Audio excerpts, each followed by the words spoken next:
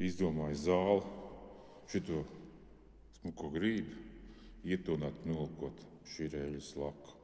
Ietonēt ar vienkārši krāsu, grīdas krāsu paliek. Te ielikām šitādas durvis ielikām, izzāģējām.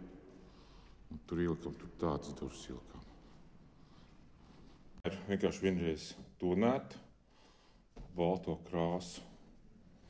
Ja viss izgais cauri, viss izsities cauri. Es gribēju otrais. Šitie viss izsities, visādi pleķi.